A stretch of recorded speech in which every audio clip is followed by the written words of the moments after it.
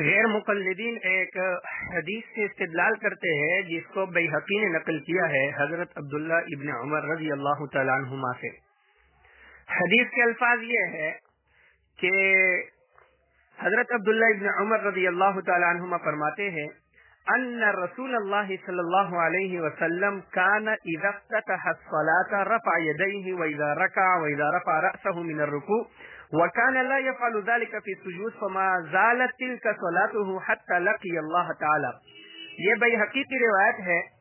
کہ اس میں ہے کہ نبی پاک صلی اللہ علیہ وسلم رکوع میں جاتے وقت اور رکوع سے سر اٹھاتے وقت رفع یدین کیا کرتے تھے اور سجدے میں رفع یدین نہیں کیا کرتے تھے،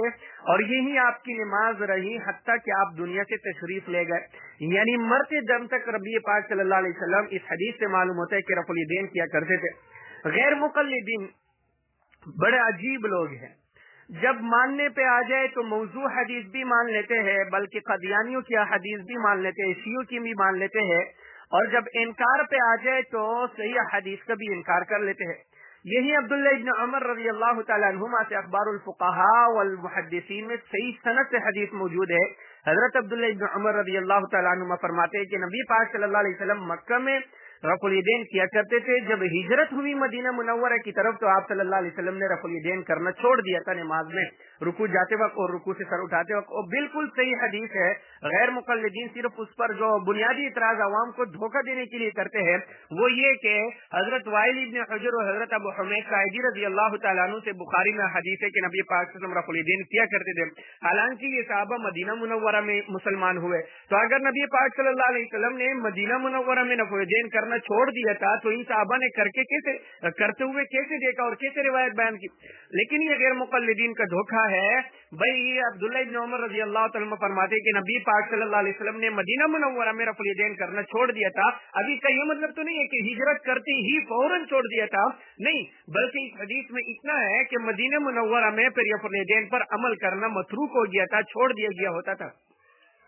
اور یہی بات غیر مقلدین کے خود اپنے بڑے ختم المحدثین عمدۃ المفسرین نواب صدیق حسن خان، جن پر یہ لوگ بڑا ناز اور فخر کرتے ہیں، اس کی کتاب ہے الروضۃ الندیہ کے صفحہ 95 پہ لکھا ہے کہ نبی پاک صلی اللہ علیہ وسلم کی آخری نماز جو تھی وہ بغیر رفع الیدین کی تھی۔ نبی پاک صلی اللہ علیہ وسلم سے رفع الیدین کرنا بھی ثابت، نہ کرنا بھی ثابت، لیکن فرماتے ہیں کہ آخری زندگی کا جو عمل حضور صلی اللہ علیہ وسلم کا تھا وہ رفع الیدین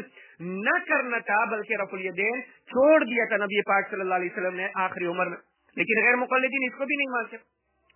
اور بھائی پھر تم سجدے کی رفع الیدین کیوں نہیں کرتے ہو؟ تمہارے نصر الدین شیخ الاسلام علامہ البانی وہ تو اپنی کتاب صفت الصلاۃ کے صفحہ 84 پہ لکھتا ہے کہ سجدے کی رفع الیدین منسوخ نہیں، وہ بھی سنت صحیحہ ہے۔ اس پر تمہارے غیر مقلد نے کتاب لکھی ہے فضل الودود فی تحقیق رفع الیدین للسجود، وہ کہ فتاوی علماء حدیث یہ سب لکھتے ہیں کہ سجدے کی رفع الیدین منسوخ نہیں، وہ بھی مسنون ہے، سنت ہے۔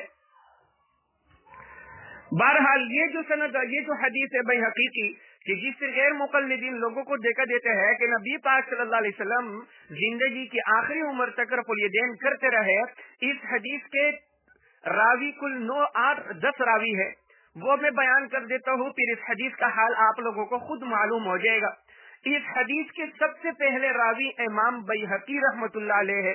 جو بقول غیر مقلدین کے عبد الرشید غیر مقلدین کا عالم ہے، مولانا عبد الرشید، اس کی کتاب ہے کروان حدیث کی صفحہ 189 پہ لکھتے ہیں کہ امام بیہقی یہ امام شافعی رحمۃ اللہ علیہ کے مقلد تھے، اور غیر مقلدین کی کتاب مجموعہ مقالات پر سلفی تحقیقی جائزہ اس کے صفحہ 821 پر لکھا ہے کہ تقلید ناجائز ہے، حرام ہے، بدعت ہے، ضلالت ہے، شرک ہے، کفر ہے۔ بلکہ غیر مقلدین کے یہی رئیس ندوی محقق ہے غیر مقلدین کا، وہ اپنی کتاب مجموعہ مقالات پر سلفی تحقیقی جائزہ کے صفحہ 573 پر لکھتے ہیں کہ اختلافی مسائل میں مقلدین کی نقل سرے سے قابل اعتبار ہی نہیں۔ اب بھائی جب یہ حدیث امام بیہقی نے نقل کی ہے اور امام بیہقی مقلد ہے اور تمہارے نزدیک مقلد مشرک ہوتا ہے، تو تم ایک مشرک کی اور تمہارے مولوی لکھتے ہیں کہ مقلد کی نقل اختلافی مسائل میں سرے سے معتبر ہی نہیں، تو اس حدیث پر تم کیسے عمل کرتے ہو؟ اچھا آگے دیکھو، اس حدیث کے دوسرے راوی ہے امام ابو عبداللہ الحافظ، جس کو امام حاکم رحمت اللہ علیہ کے نام سے یاد کیا جاتا ہے، یہ امام حاکم رحمت اللہ علیہ کے بارے میں نواب صدیق حسن خان اپنی کتاب ہدایت السائل صفحہ 525 پر لکھتے ہیں کہ امام حاکم صاحب مستدرک یہ غالی شیعہ تھے، غالی شیعہ۔ اور دوسرے غیر مقلد ہے حکیم فیض عالم صدیقی نے ایک مقام پر لکھا ہے صدیق کائنات اپنی کتاب میں صفحہ 221 پر کہ امام حاکم کی جو کتاب ہے مستدرک حاکم، اس نے خرافات کو جمع کیا ہے، اور وہ لکھتے ہیں آگے کہ میں نے اپنی کئی کتابوں میں یہ بات دلائل سے ثابت کی ہے کہ امام حاکم رافضی تھے، شیعہ تھے۔ بلکہ زبیر علیزائی جو غیر مقلدین کا محقق ہے، وہ اپنے ایک رسالے الحدیث میں شمارہ نمبر 109 اور صفحہ نمبر 40 پر لکھتے ہیں کہ امام حاکم رحمت اللہ علیہ جس وقت مستدرک حاکم لکھ رہے تھے اس وقت اس کا حافظہ بگڑ گیا تھا۔ بہرحال اس روایت کے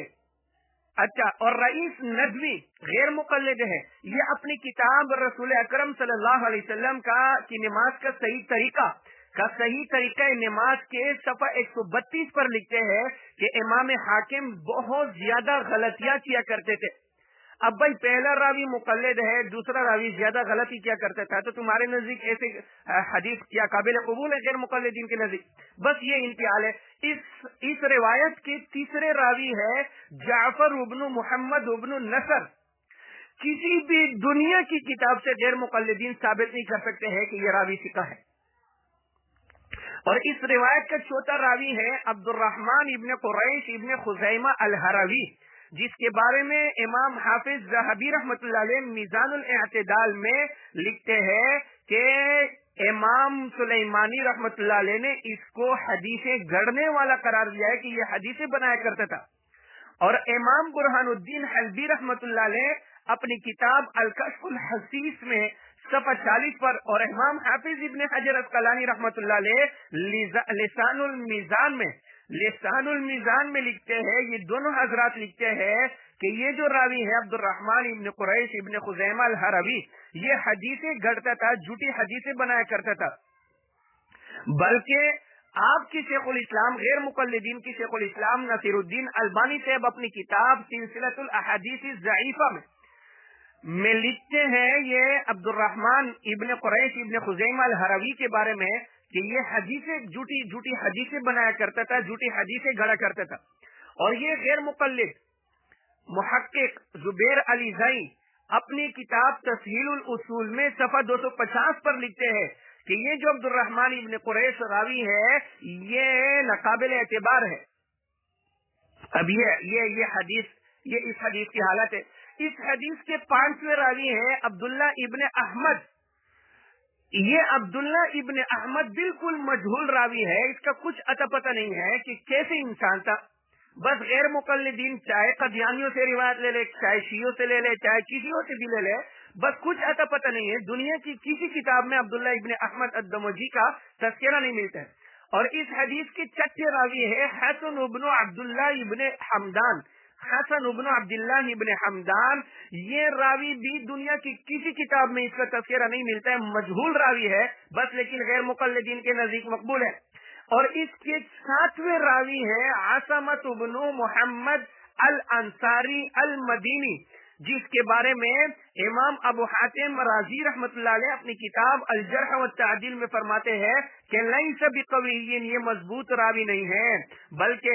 الکامل فی الضعفاء میں امام ابن عدی لکھتے ہیں کہ وہو منکر الحدیث، یہ منکر الحدیث کا منکر الحدیث، اور خود غیر مقلدین کے محقق ہے ارشاد الحق اثری سے، وہ اپنی کتاب توضیح الکلام جلد 2 صفحہ 628 پر لکھتے ہیں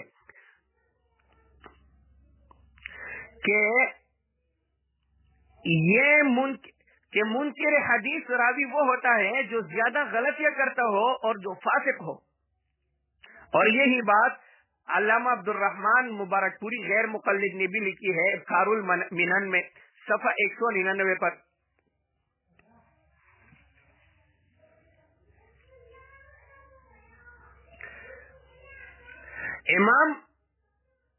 امام یحییٰ ابن معین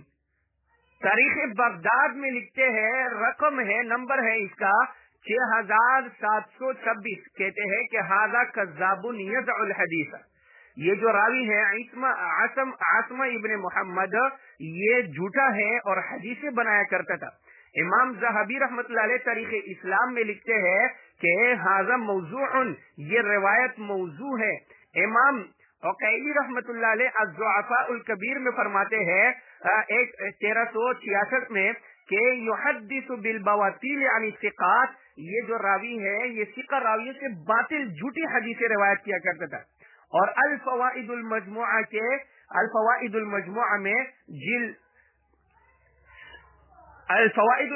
میں قاضی شوکانی خود لکھتے ہیں کہ یہ عاصم ابن محمد جو ہے یہ کذاب راوی ہے۔ اور سلسلۃ الاحادیث الضعیفہ میں ناصر الدین البانی لکھتے ہیں جلد اول صفحہ 265 پر کہ یہ منکر حدیث تھا۔ اور تسہیل الاصول میں غیر مقلدین کے محقق زبیر علی زئی لکھتے ہیں کہ صفحہ 250 پر کہ یہ ناقابل اعتبار راوی ہے۔ اور خود غیر مقلد مولانا ارشاد الحق اثری اپنی کتاب توضیح الکلام جلد 2 صفحہ 607 پہ لکھتے ہیں کہ کذاب متروک لیس بثقۃ، کہ یہ راوی کذاب ہے، متروک ہے، ثقہ نہیں ہے۔ بہرحال یہ تو اس حدیث کا روایت، اس حدیث کی حالت تھی، یہ حدیث بالکل غلط ہے، بلکہ یہ خود غیر مقلدین کا اس کو اقرار ہے۔ غیر مقلدین کے مشہور عالم ہے مولانا عبد الرحمن سندو، اس کی کتاب ہے القول المقبول، القول المقبول کی صفحہ 414 پر فرماتے ہیں کہ اس حدیث میں یہ فما زالت تلک صلاتہ، یعنی یہ بات کہ حضور صلی اللہ علیہ وسلم زندگی کے آخری عمر تک رفع الیدین کیا کرتے تھے، یہ سخت ضعیف اور باطل بات ہے، کیونکہ اس حدیث کی سند میں 2 راوی متہم ہیں، جھوٹے ہیں۔ اور یہی بات غیر مقلدین کے محقق زبیر علی زئی صاحب اپنے کتاب نور العین جو رفع الیدین کے مسئلے پر لکھی ہے، اس نے یہ کتاب نور العین میں صفحہ 327 پر لکھتے ہیں کہ یہ روایت موضوع ہے، لیکن غیر مقلدین پھر بھی اس حدیث سے استدلال کرتے۔ بہرحال یہ ایک جھوٹی روایت ہے جس کا حقیقت کے ساتھ کوئی تعلق نہیں،